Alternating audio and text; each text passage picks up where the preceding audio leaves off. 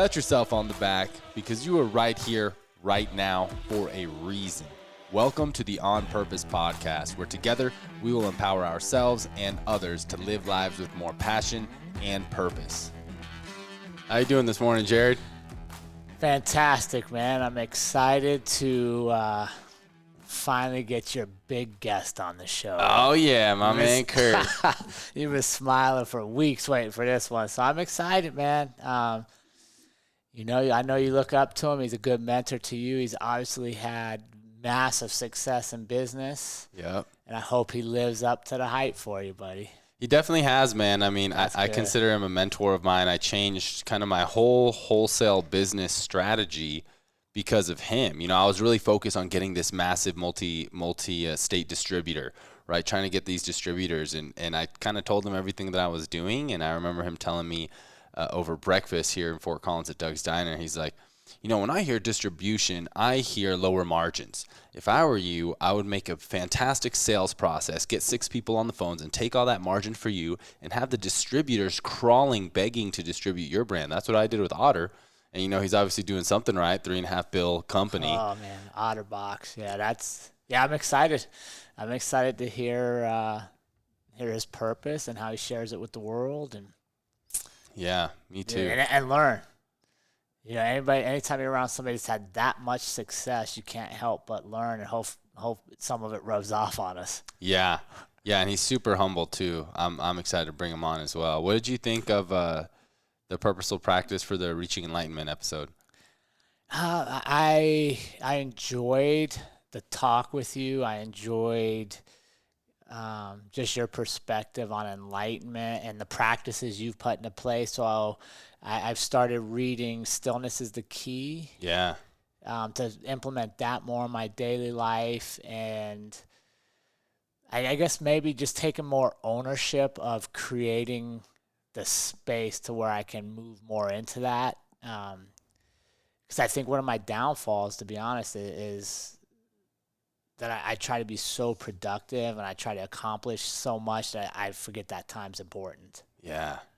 So that's what I took away from it, is that I need it. It's not like good to have. It's not like, oh, okay, if I get to it, it'll be awesome. But like for me to truly be my best in our relationship, my family, just in everything I want, I need that stillness. I need the enlightenment side. Is really what I took from it. How about you? Yeah, very similar, man. Continuing with my meditation practice. And actually, Stillness is the Key has been huge to kind of hear about some other people in history. Like I like Winston Churchill. I don't know if you've gotten to that part in the book yet, but Winston Churchill's practices, he takes like a 1 hour bath. That's some of his stillness. I like there's a chapter about time and nature, which 75 hard. Day 66, by the way. Wow, dude, I'm getting it. I'm getting it this time, finally. Spending time in nature, you know, with that, I've been spending at least 45 minutes a day, sometimes running without the headphones, you know, really experiencing that, and then meditation. But I love it, man. I think it's key because I've been the same way, to where like productivity, task list, complete. And you lose a sense of not only stillness because you're so enveloped in the noise, but also kind of lose a sense of humanity, right? Like when you're so focused on productivity, at least for me, I would literally look at like meetings as like, okay, what's the point of this? What's the purpose? As opposed to really being there in the experience. I think it robs you of fulfillment. Think about it as if, at least for me, if I have all these things to do and I get them done, and even if they create the results I wanted, at the end of the day, I set up tomorrow to be the exact same. Like you don't have the joy and the fulfillment because you're running from process to process, from thing to thing. And I think that's what an area I definitely want to improve upon is just being able to enjoy the things we accomplish more, instead of always looking to, okay, I've gotten this, but now what's next? I've gotten that, what's next? I've accomplished this, what do I need to do next? And like you said, you know, enjoy the little interactions, enjoy nature, enjoy the quiet. Mm-hmm. Yeah, it'll be interesting to see what my man Curt thinks about all this. What you're feeling? I think he's going to be an advocate, at least from what I've heard from him in our recent conversations. I think he'll be an advocate of stillness and being one to try and reach enlightenment. Yeah. Good. You ready to bring him on? Yeah, let's do it. All right. Good morning, On Purpose community, and welcome to another show of the On Purpose podcast. I am very excited to introduce a special guest today, an incredible businessman, and I have the privilege of calling him a mentor of mine, Mr. Curt Richardson, the founder of Otter Products. You might have one of his cases on your phone right now. He actually serves now as the Chief Visionary Officer for Otter Products, but is more focused on serving as a loving father, husband, and a brand new grandfather. So congratulations on that, Curt, and welcome to the show. Thanks for coming on. Oh, thank you. Yeah, it's a whole nother time of life for us at the Richardson house with a new little grandbaby. So we're very excited. Yes. Little Gwyneth Richardson. So yeah, we are excited to welcome her into the world. She's all of, I think, 24 days old today. Oh, wow. Yeah. Brand new. Yeah, brand new.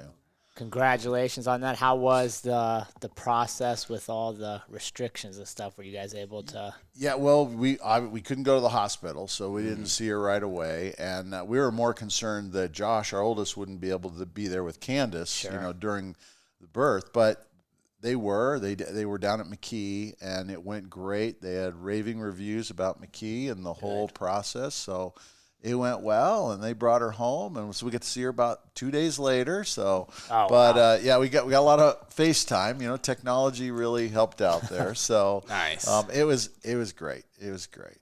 Nice. Well, congratulations to you and the you. family. Thank you. That's a big step. Yeah, a whole new world for us. It'll definitely cut down on our travel. I think Grandma's going to want to be home. Yeah. Yeah, me too. So yeah. That is true. Yeah. Well, we appreciate you coming on. Ali has been excited for this episode for quite some time. So, We got our little pandemic get in the way. Yeah. So Yeah. Happens. It doesn't. Yeah. Well, hopefully not too often. I'm kind of over that. Amen. Me too. Yeah.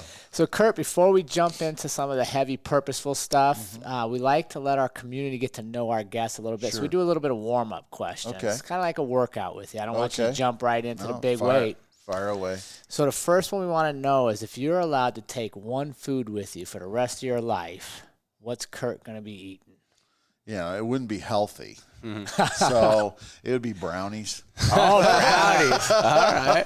That's a first for the On Purpose Yeah, it'd podcast. have to be brownies. Brownies and maybe an apple. Oh, yeah, just to wash it down. Yeah, that'd be my last meal is a brownie and an apple, and I'm done. You throwing ice cream on the brownie or just straight brownies? I go either way. A little vanilla, but Rocky Road would be my favorite. Oh, yeah. So we're there. That's a often undervalued ice cream. Rocky Road. I agree. I don't think the new agree. generation of they're too into the Oreo cookie and the sprinkles. Like Rocky Road is a good. And Baskin Robbins used to have the best Rocky Road. Now it's kind of, I think, since they've got bought out by Dunkin' Donuts, I don't think it's as good. I don't think it's as good as it used to be.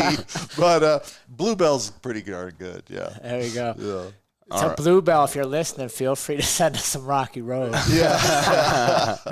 Gallons. There you go. There you go. Definitely. All right. Brownie and apple. Yeah. Very cool. So second warm-up question, Curt, is if you could be any superhero, real or made up, could be Batman, could be Super Curt, with one superpower, who would you be and what would your power be? Oh, Iron Man. Okay. Oh, yeah. I've got 2 new knees and a shoulder, so I'm almost there. I think for me it would have to be just the ability to fly like Iron Man. Yeah. Fly, and then obviously I want to blow things up. Yeah. So it'd be Iron Man. Love it. Yeah. And then the final one, Curt, what book are you currently reading? I just finished. Have you ever read 1 second after, 1 minute after? I think it's 1 day after. There's 3 books, and it's about an EMP going off in America, and just how this guy copes with the whole thing, and the leadership he's called into, because at one time he'd been in the service, and he's called back to that his town, and so yeah, it was pretty crazy books. books. It's 3 books. So I cannot remember who the artist is. And another one I've been reading, just started, was Steadfast by D.L. Talbot. So it's ironically, it's about a sales guy who a pandemic hits the United States. And the guy hides out in Wyoming, but it totally changes his life. Goes to a cabin in the woods, and all that's there is a Bible, and he reads the Bible and just totally changes his life. And then he's called to take care of all these people, and it's a crazy adventure. But that's been a really good book, and kind of hits home right now. Yeah, that's interesting about a pandemic. Do you know when it was published? I think quite a while ago. Wasn't new. It's on Kindle, but it's called Steadfast, and a D.L. Talbot. I just came across it. I was going through. I think I put in a pandemic book, and that one came up, and I thought, Wyoming? Okay, I love Wyoming. Okay, there you go. I think I'll read it. Interesting. So I have a theory. I think all this pandemic stuff, these zombie apocalypse shows, everything that we watch, I think as a collective, we might have maybe influenced the manifestation of this pandemic a little bit. Yeah, well, yeah. I tend to agree. I'm a little concerned where it's headed. Yeah. So. Yeah, I'm shocked at how many people can find references to what we're going through in a movie they've watched. Mm-hmm. Yeah. Right? Like people come in and be like, hey, today felt like the Hunger Games, or it felt like this movie or that movie. And, right now, this whole tearing down all our statues and rewriting history, the one thing that keeps coming back to my mind is when you were watching, I don't know if you guys have watched the series Flash or not. No, I've never seen that. But Flash's mom dies. Flash is a superhero. Okay. And he faces this internal dilemma. Should he go, because he's fast enough to go back in time. Does he go back in time and save his mom? And then it changes all the, what I mean? And so I'm really thinking, like, we're literally running back in time and we tear all this down. What does that sequence change in the future now if we forget our past? Yeah. Instead of learning from it. Flash series, huh? It wasn't, I watched part of it. Is that your superhero? I have a lot of superheroes. It depends what day of the week it is. I love Marvel. I love Marvel. So I'm a Marvel addict. I'll agree. Nice. I'm totally confess that I am. Iron Man's definitely up there for me too. Yeah, I love those. Yeah, I was bummed he died in that last. He did. The Avengers. The Avengers. Yeah, that series was really good. Yeah, definitely. Well, you feeling warmed up, Curt? I'm feeling good. I'm nice good. and limber. Yeah, let's go. All right. Well, we like to start kind of with an all-encompassing question, and I know that it changes over time, but for now, for you, what is your purpose, and how did you discover it? Sure. I think purpose is progressive revelation. I think for me, I really had to. That was a great question that my business coach asked me. Back when Otter was right here in Old Town. And I was going through E-Myth, the book E-Myth. Yeah. Big proponent of that book for business people because I think it's the blocking and tackling of business. But I think it always starts with understanding who you are and what you want.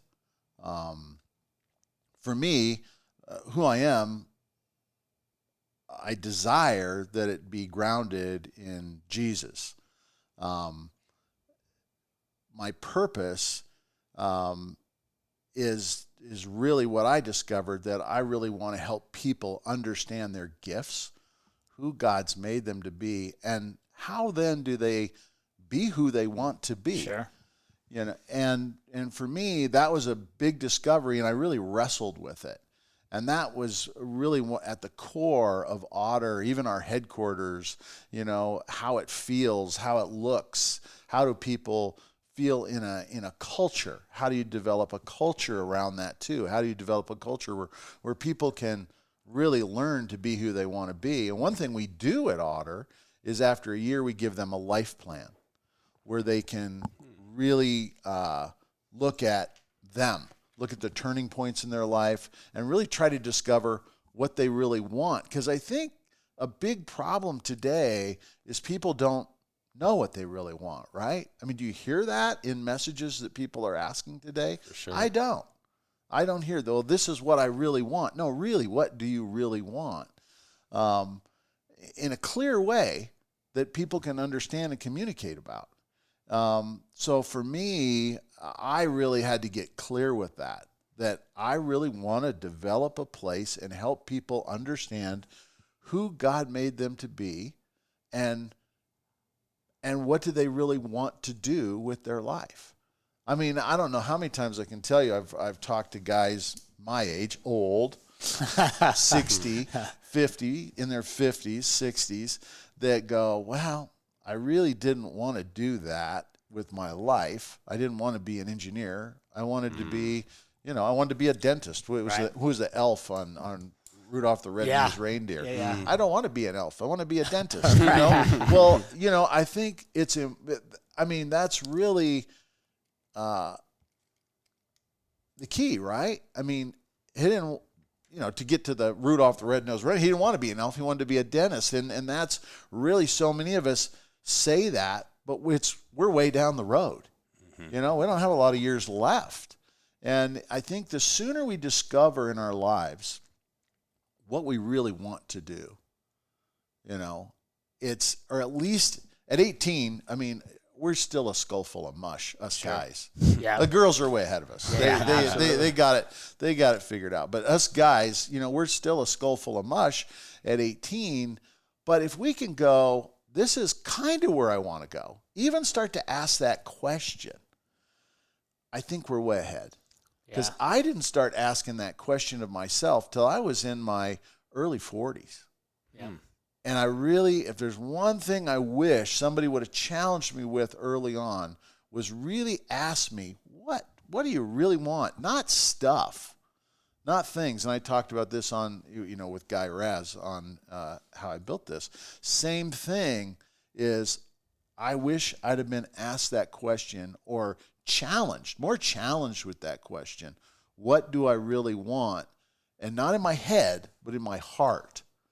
Because it's totally different, We're talking two totally different. It's easy to go to your head and get materialistic and go, wow, I really want it to look like this. And no, how does it really change people's lives? How do you really make a difference? What does that mean to you, to each individual? And how do we affect and each other? I think if we all ask that question, we'd probably get along a lot better. And I think that analogy of Rudolph the Red-Nosed Reindeer is perfect, right? Because he's an elf, but he really wants to be a dentist. But when he tells everybody that, what happens? He gets ostracized. He gets sent to the island of misfit toys. Yeah. He's outcast. And I think that's where we drop the ball with our future generations is there's so much pressure to stay mainstream, to not really be who you want to be, but to be who people expect you to be. And I applaud you for creating a culture in a business where people are allowed to be who they want to be, not what they think you want them to be. Well, I think as a country, we're seeing some of the ramifications of that, right? Oh, you have to go to college. Well, guess what? You don't. Yep. You don't to be successful. I mean, I know some electricians and plumbers that have retired at 50 has done very well for themselves, and they've loved what they've done because they've worked with their hands their whole life. And I'm not saying going to college is the wrong thing, but I'm saying that you should be, I think I'm a big believer in, especially guys, taking a year off after high school and working in different trades and different areas of businesses. Maybe every quarter you jump from, maybe you go to marketing, and then maybe you go to today's digital stuff. Maybe you go to some manufacturing, and maybe you go be a plumber. Maybe you go run some heavy equipment. See what you really like. At a young age, when we go into college, we don't have a dang clue. And for me, it's like expose yourself to different trades as well as different different things to do going forward with life. But don't just lock yourself into one thing because somebody tells you, we think you should do this. Mm-hmm. Really start to ask yourselves, well, what do I really want to do? What makes me tick inside? You know, and what's it about? We're never challenged with that. And I really think that if more young people were challenged with that early on, that they would live a more fulfilled life. I mean, the last thing you want to do is be taking your last breath and go, oh, that sucked. Yeah. You know? I want to take my last breath and go, that was well lived. I'm ready to go on. Yeah. I'm ready to move on. So, well, one thing I really like that you said is that progressive revelation, right? Because you may not want the same things in your 20s that you do in your 30s and your 40s. You won't, because you haven't experienced it. You don't even know it exists. Right. Quite honestly, you shouldn't, because then you're not growing. Mm-hmm. If I want the same things at 48 that I did at 19, well, I missed a whole lot of learning in between. Mm-hmm. But I think if you wrestle with the core person who you are early on, that may not change as much as you think. Yeah. What you do around that may very well change. Mm-hmm. But I think trying to really dig in and go, what do I really want in my heart, not my head? How do I really want to love my brother? How do I really want to be treated and treat others? Mm-hmm. How does that work? What are my core beliefs? What am I grounded in? Yes. So how do we ask that and answer with our heart, Curt? Because I think that in the American blueprint of life, right? Graduate high school, go to college, get a career, buy a house, start a family kind of thing, to where we are asked that a lot, right? But we're limited in our options, right? You go to business school. Well, what do you want to be? Do you want to go accounting? Do you want to go finance? Do you want to go marketing? Right. What do you think are ways that we can truly ask ourselves in our heart what we want to do, as opposed to in our mind? Well, first of all, I it's like business school. Again, that's head thinking. Mm-hmm. I'm talking about heart thinking. Deeper stuff, really challenging yourself. How am I going to really make a difference?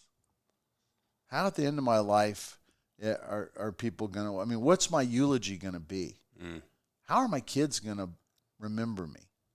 It didn't have to do with whether I was a mechanical engineer or a business executive or a banker or a plumber, or it doesn't mean anything. Really, what it means is, how do we relate to each other? How do we care for each other? I take it back to my core belief in Jesus, and I don't go into religion because that's man stuff. I go right to Jesus, the person. Yeah, I think if we look at him and go, what would, I always remember the bracelets, right? What Jesus have done, it's like, well, maybe we need to look at our bracelet a little more and say, what would Jesus have done, Love that. And where are your core beliefs? Are you, when you're trying to get in touch with that, maybe we need to just shut up and listen sometimes. Is ask ourselves, what am I here for? Sure. And really just listen. Take some time to be still. Yeah. Well, stillness has come up a couple different times. I just started reading a book actually this morning. Stillness is the Key. Did I get that right? Yeah. That my daughter actually recommended to me, because honestly, I've struggled during some of this time with just so much noise and the business pressure and the recovery building. Yeah. And, I think it's amazing how much stillness comes up now as an ability to separate from all the external things and really go internal. Definitely. To find the answers instead of watching for everybody else to bring them to you. And I think hopefully that's a skill that comes out of this, right? That's something positive that comes out on the backside, is us realizing how much power we have inside, that we don't need so much external. Oh, it's huge. And there's a university study that shows that they took a group of college students and they put them in a room to where all they had was a button that could shock themselves. And they said, all you need to do is just sit here still for 10 minutes, don't do anything. This button will give you a little shock if you press it, and just sit there. And it was like overwhelming, like over 80% of them shocked themselves because they needed some sort of stimulus. Right? And we have 60,000 thoughts a day on average. So it's hard to be still. It's hard. And there's so many things, so much noise coming at us, especially today when you go to like social media. I'm on no social media, and I want nothing to do. I'm actually thinking of getting rid of email. Oh, wow. I'm serious. I'm just like, you know what? Call me. Mm-hmm. And I'm about ready to go to a dial-up phone. If you could get one anymore, or just the old push-button phone, just because of the noise. Yeah. I mean, literally, I looked this morning. I have 800 emails on my phone. Jeez. If I could just hit delete, I'd delete them all. It's like, well, if it's really important, they'll get back to me. Yep. And I think you kind of get there, because there was a time in my life where it was like, I got to answer that email now. Boom, boom, boom. You know what I mean? Just go, go, go. And there's a time for that. But I think as you get older, you kind of go, you start asking yourself, what really matters? Yeah. And it's not getting back to that next email. It's not, I have to answer every one. I mean, and it's hard to not have that noise, but I think the pandemic made us sit still, right? It made it stay home. I mean, I think the whole thing's a crock, but that's a whole different subject. I'm not saying that people don't get sick and people don't die, but that happens with the flu as well, and bad colds. And if you look back at history, it's happened a lot. But I think it forced us to really stay home and maybe relate with each other. And in some homes, that's good. In some homes, that's not so good. Yeah. And I think we forgot that. There's a lot of unhealthy homes and unhealthy people, and the lasting ramifications of that, I think we've yet to see. Yeah, and I think you're absolutely right, Curt, that this pandemic did force a little bit of stillness, something that so many of us are scared of. But I think that you're correct in that stillness helps us hear our heart, really hear what it is that we want. And then through that, coming back to Jesus, whatever you believe, any universal power, God, Jesus, whoever it be, when we can clear our mind and clear our thoughts from all the noise, it leaves a little bit more space for those lightning bolt ideas from the collective, from God, from whatever you want to call it, because you're not email, next meeting, podcast, whatever it is. And I think that's necessary for us to grow as a collective. And the universe did it for us, right? It forced us into this quarantine to where it's like, hey, you're not practicing stillness. The world's going to make you a little bit still. Yeah, but stillness still is because I found myself at home. Well, I haven't cleaned out my basement 5 years, right? So we're still working on that. But my garage is looking really good. But again, stillness is a decision. I'm going to be quiet. I'm gonna meditate. And I'll be the first to say I'm not very good at it. I mean, there's so much spinning up there. It's like I would love to just have a switch where I could just turn it off. But that is a skill. I mean, you think about monks, you think about people like that just really, they've made it an art. It's just a way to listen and be aware. And I think we're not. There's so much noise in our lives, especially with social media and news and how many channels do you have to choose from? And it's crazy. Yeah, and even during the pandemic, I mean, what were you being told? If you chose stillness, you could be still. But if you were not, and you were just taking whatever comes in, right? You were encouraged to binge on your favorite Netflix show. All of a sudden now everybody have free streaming of this, right? They were occupying your time. So I think when we look back, it was an opportunity that we didn't take full advantage of for many people. I agree, including myself. I would say I should have been more focused on reading, being still, communicating better with my wife. I mean, since we had we had a ton of time together, and our family. We didn't quarantine the whole family. I mean, Nancy's mom and dad are right here in town, and they're in their 80s, 90s, and we don't want them going out. Yeah. So we were basically bringing stuff to them and helping take care of them, and that, that's what we should have been doing. But again, just taking the time to read more, be still more, look more to the future, all of those things were, I think I personally missed some of that opportunity. Mm-hmm. So, Curt, you said it wasn't until you had reached your 40s to where you really started challenging yourself or being challenged to really look at your heart and ask yourself, who do I want to be? What do I want to do? Yeah. Was stillness a part of that journey, or how exactly did you get there? Well, that last seat over there in Starbucks, I think my butt's still imprinted on that seat. We're in Old Town. We're at 19 Old Town Square. So, I mean, it's pretty cool to come here because it just feels like I'm going back into the past. That's awesome. Nice. So, yeah, I had to really focus and really ask myself, what do I really want? And then how does that shape the future for Otter? Because it was in the context of business, but it's really deeper than that. I think the leader of a business, the leader of an organization has to come to grips with what does he really want or she really want before they can go, here's the vision for the business, for the company. Here's the core values for the company. This is how we're going to act. Here's our mission. At Otter, our mission is we grow to give. We grow, we make money so we can give it away. And that's a big part of what we do as a collective group of people at Otter. Now, does everybody agree with that? No, they don't. Does everybody think about that every day? No, they don't. But that is what we're about. We grow to give. So and sometimes we don't do as good as we should, but we're challenged to come back to that. We're challenged to say, this is what we want. This is who we are. This is how we're going to live and treat each other. This is our mission. This is the vision. This is how we're going to get there. Even painting a vision is, I didn't know how to do that. I mean, my brother was a big help with that, with the Patterson Foundation, but just because he'd gone through that exercise so many times with other executives. But it's like looking at where you've been, where you are, and where you're going. If you start to look at it in those 3 steps, it's a good way to start painting a vision for your business. But that has to be grounded in, what do I want? What do I want? Who am I? And that has to come from the heart, not the head.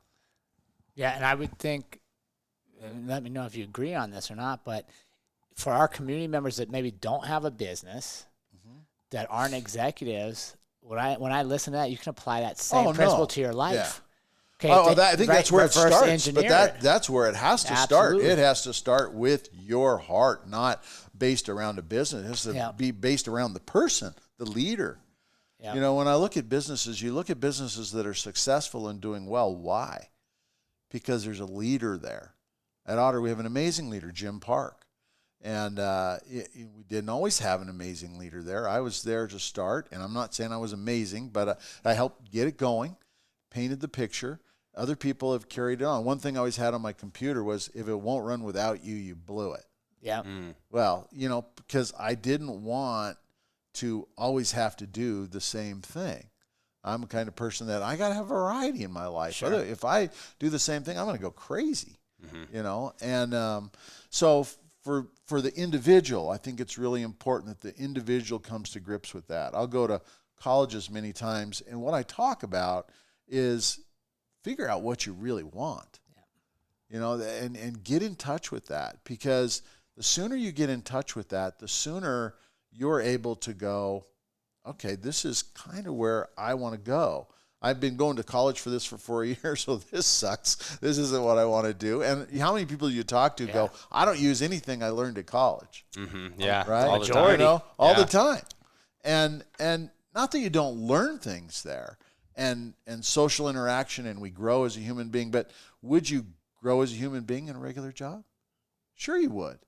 Because you're going to interact with other people. You're going to learn from your experiences. You're going to, not everything's at school.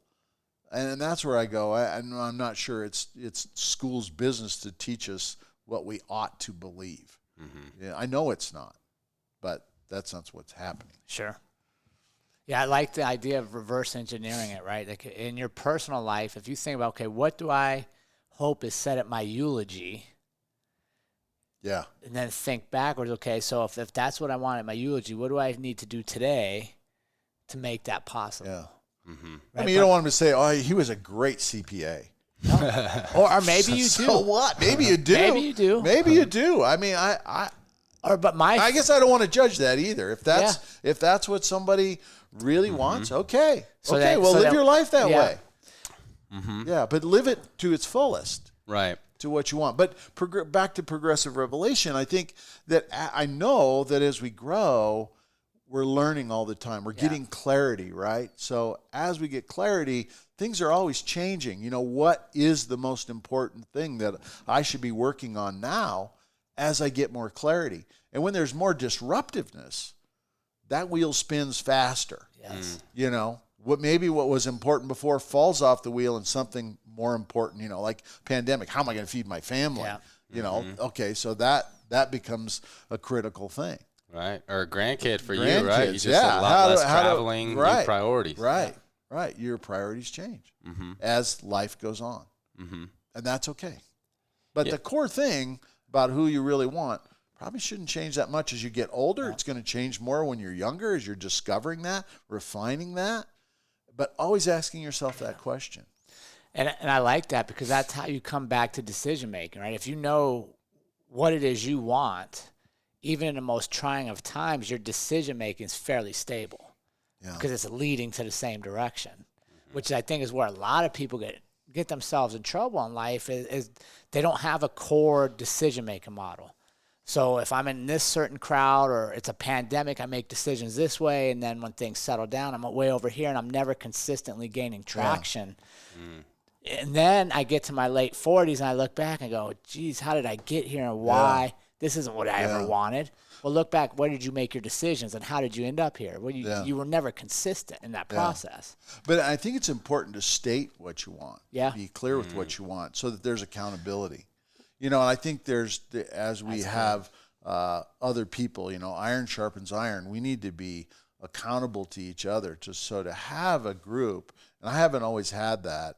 Right now, I have it more in my sons and my wife than anybody else, because I've been around them more. But start holding each other accountable to, well, you say this, but you're not doing this. Right. That's huge. It's a huge deal. And I don't think as Americans we all want to be the Lone Ranger. I know I'm there, you know, and it's like, no, you don't do this well on your own. You need others. You need to be accountable to each other. You need to have relationship with others, and you need to have other men or women in your life that are there to hold you accountable. I think we all crave that. We do. But we don't always have that. Sure.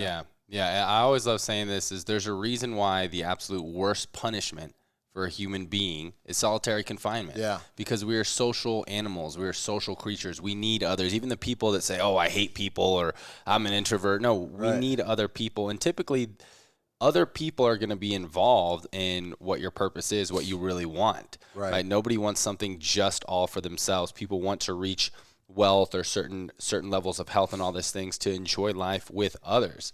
So I think that's huge. And I just thought of another study from a book called The One Thing. Really great book talking about narrowing your focus. And they talk about another university study that it's 30-something% more likely for you to achieve your goal if it's written down, right? Like you're saying, stating. And it almost doubles to 70-something% if it's written down and you share it with someone else to hold you accountable. Right. I think that's huge. You know, and that goes with frustration as well with people. So when you have when you just have a day where, God, I can't get a hold of this. I'm frustrated as ever. I'm angry, and I go, why don't you write down everything you're thinking about? Everything that's frustrating you and driving you crazy right now. And I would challenge anybody to do that, because when you write it down, it usually becomes really clear what's frustrating you, and it really becomes very clear that it's not that big a deal. I love that. And it's not that many things. But so many times we have that in our head. You know, I always tell people, well, when they go to figure out what they want, it's like, first write down what you don't want. Why? Because it's easier for people to come up with many times what they don't want. It eliminates a lot of things. So now you can focus, which focus is a whole nother discussion. Yeah. You know, focus with Otter at one time, we were all over the place. I was all over the place, okay? I mean, we're making PDA cases. We're making cigar cases. We're making iPod cases you can swim with. We're making tablet cases. We're making, Palm Pilot cases. Every freaking thing in the world, we're making a case for it. And finally, one of our past CEOs said, we need to make, if it doesn't fit in your pocket, we shouldn't make it. I'm like, spot on. And so we made that decision, and we sold the Cigar Caddy line. We got rid of other lines. We killed other lines, and we focused on, basically, it was PDA of the day, the Palm Trio, then the BlackBerry, and then the iPhone, and it was all about focus. And even today at Otter, we're not, a lot of our competition went out and bought a bunch of people, and now they're going out of business, because they're all over the place. They're buying sewn products and all different kind of product lines, and they weren't focused. They weren't focused either on a market or on a product, and when you focus, you do things really well. Yeah. Even on certain parts of your business. For us, one of the key things for us is supply chain. I mean, it's huge. When we launch an iPhone, we're building, 300, 400 molds in 4 weeks. Wow. And we're making millions of parts to be on the shelf when stuff launches. So, I mean, that's a huge undertaking, and it takes a lot of focus. And every time something goes wrong, how do I correct that? It's that getting clarity, understanding, what's wrong, what's right, what's confused, and what's missing. And really writing all that down. I mean, if you ask those cells, we have the 4 helpful lists, and those are 4 helpful lists. What's right, what's wrong, what's confused, and what's missing. And when you write that down on the wall, you start to get clarity of what's going on. Whether it's your life, your business, and I'll do that myself. I'll just make a 4 helpful list thing is what's going on here, and it gives me clarity and maybe what I need to then focus on. Yeah. That's good. It's amazing how, like you were saying earlier, Jared, just how much good business practices translate to your life, because that is your primary business, right? How do you manage your life? And actually, it should go the opposite way, right? Right. I mean, if we had our life in line, it makes business a whole lot better. Now, business, the two are one. You can't really separate the two when you're an entrepreneur, right? I mean, it's just the business is who you are, so you better get in touch with who you are and what you want before you build a company. Or a culture. Again, culture within a company is huge. Culture always trumps strategy. Always. You cannot execute a strategy without a great culture, which starts with a great vision and core values and mission. I mean, there's a reason you go through those steps, right? To really figure out who we are as a collective group, who we're going to be going into the future.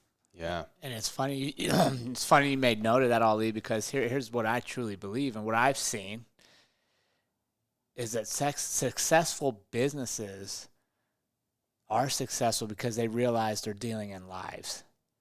So the very principles that make good lives make good businesses, because if you have a good business, you're making people's lives better. Your employees, your customers, the random people that find you. Yeah. And that's, I think we lose sight of that.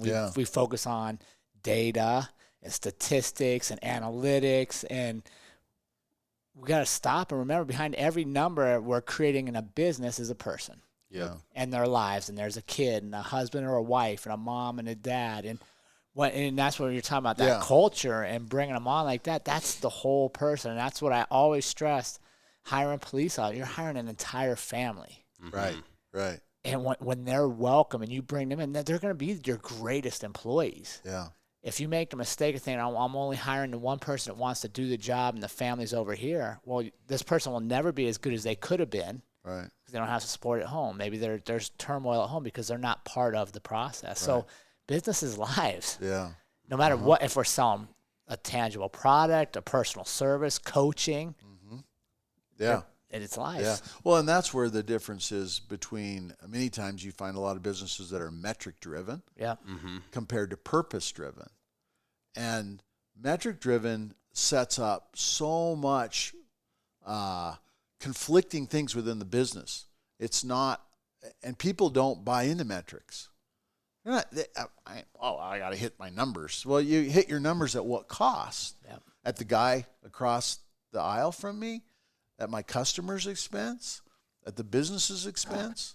We've had that happen at Otter. We've tried to be metric driven, and it's in total conflict with purpose driven. The two don't work. Not that metrics aren't bad. You need to have metrics. You need to have measurements within your business, but they need to be purpose driven. And so many times we forget the spiritual side of life, that it is bigger than us.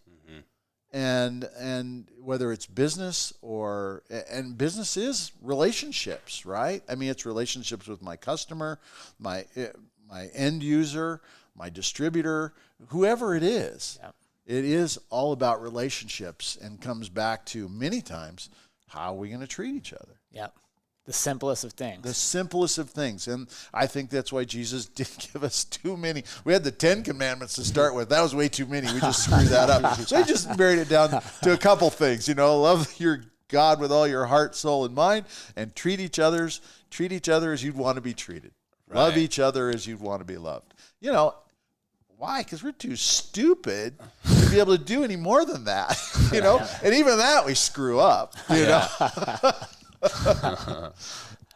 So, Curt, I love the concept of we grow to give. That's an amazing North Star. And today, personally, I feel like with a lot of things happening in the world, that there's so many causes that we can potentially give to. We have COVID relief fund popped up. Now we have BLM. I mean, we have local food banks.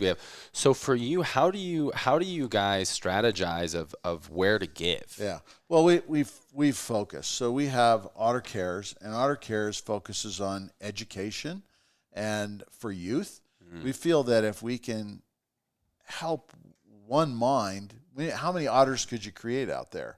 So we have innovation stations. We have curriculum out there for entrepreneurship and philanthropy, teaching. Again, if everybody was an entrepreneur, we'd have total freaking chaos, right? I mean, it'd just be a mess. So there's not a lot of us out there. So those that are out there, we need to really find and nurture and help them understand that it's important to create, but it's also important to give back. And so that's really Otter Care's mission. We have the Richardson Foundation, which is very kingdom focused for Jesus, and that's where we invest there. We have the Blue Ocean Foundation, which is more local and for business and startups, things like that, where we don't focus on that as much as we used to. We're more around local business and things like that with the Blue Ocean Foundation. Love that. Yeah. We're always talking about how we can make an impact here in our local communities, because sometimes it's easy to get tied up in all the mainstream stuff that you're seeing. That's just noise. I think as a business and as a person, you need to figure out, where am I going to focus? Yep. Where can I make the most difference? Because everybody's going to give and be involved. It isn't just about money. It's about time. It's about talents. It's about how can I help? How can I make a difference?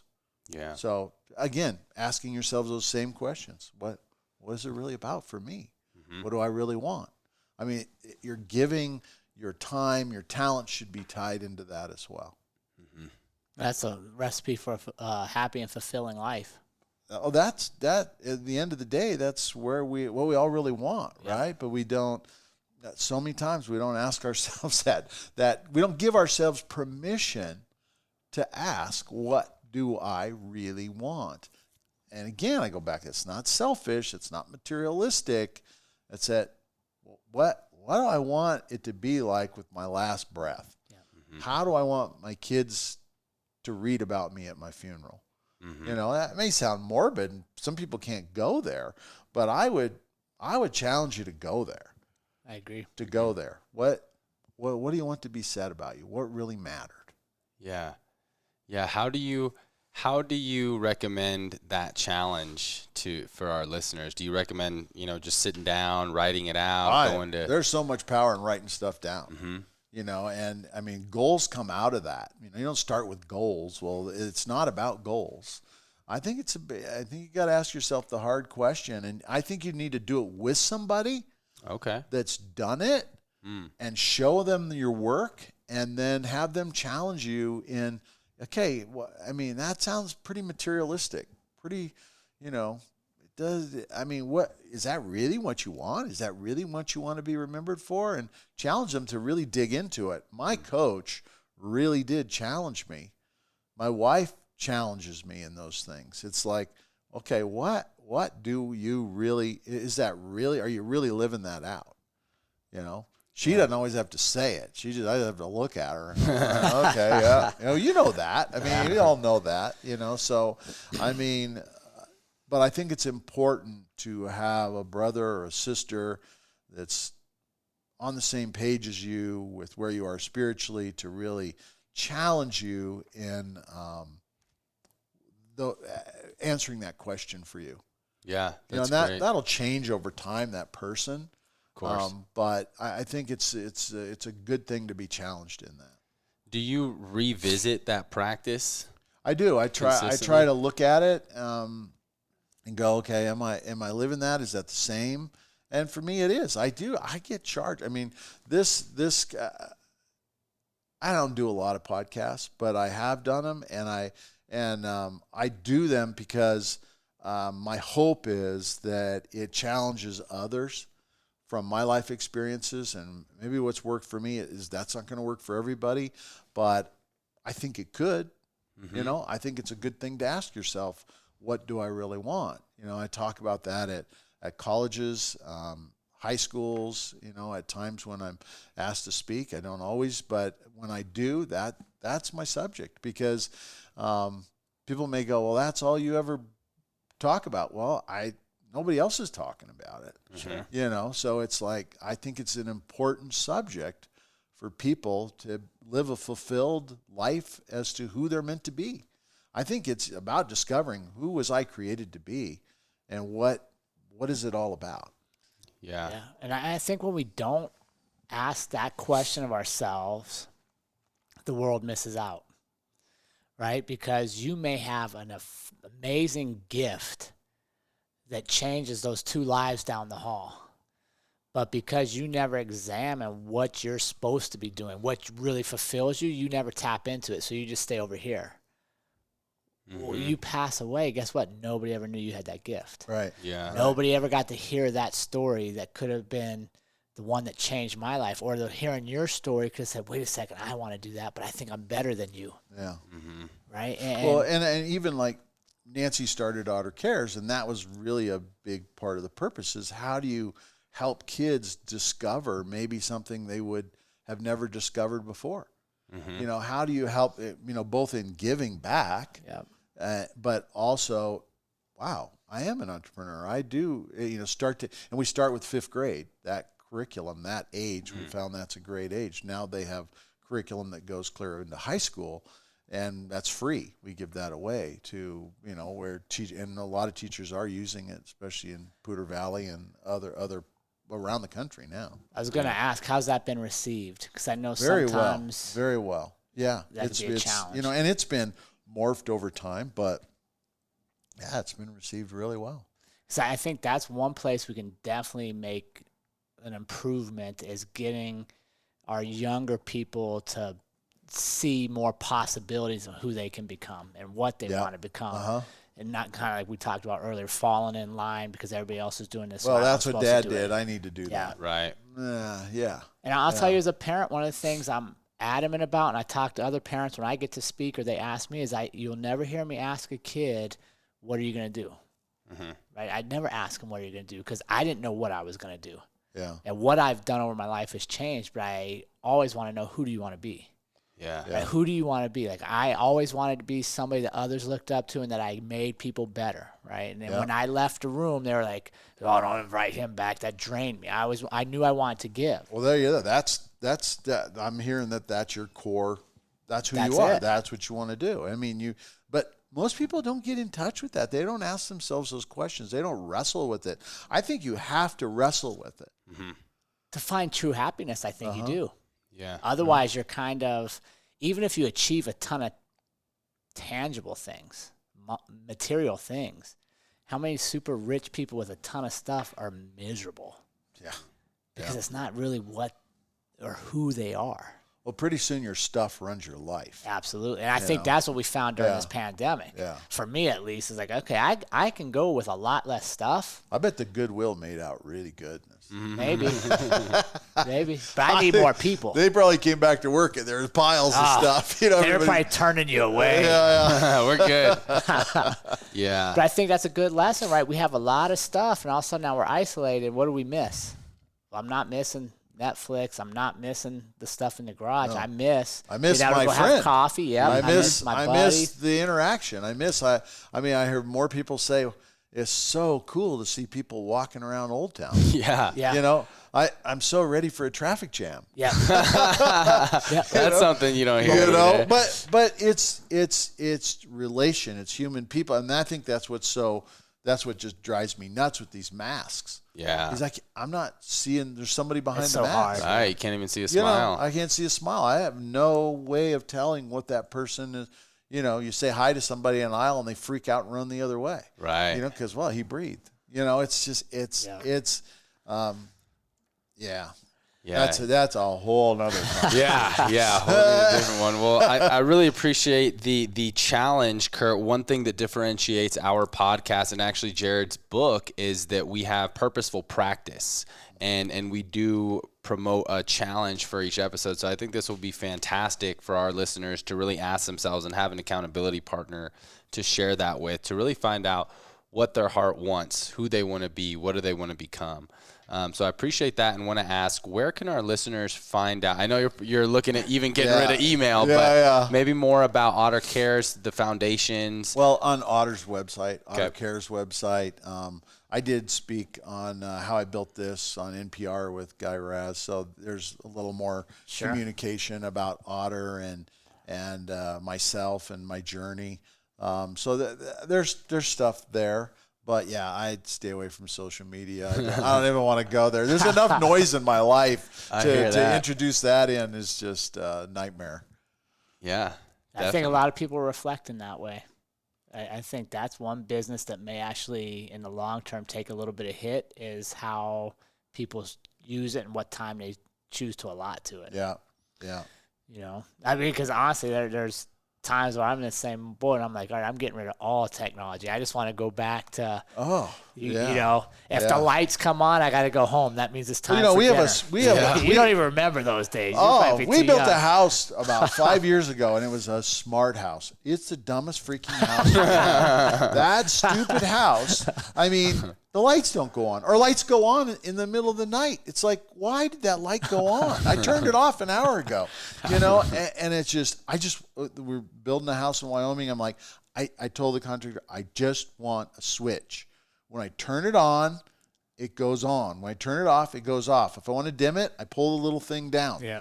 Other than that, I don't want, nothing runs through a server. I'm done with servers running my house, you know, but it's hard to get away from because your HVAC, everything runs off a computer anymure. Yeah. Yeah, it'll be interesting to see where the world goes. It's kind of scary when you read that 1 second after. You'll go, wow, because it fries everything.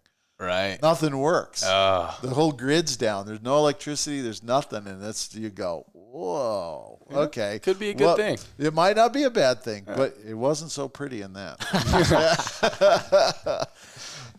Well, thanks, Curt. I really appreciate you coming on. Are there any key things to think about aside from the exercise that you want to leave our listeners with before we close out?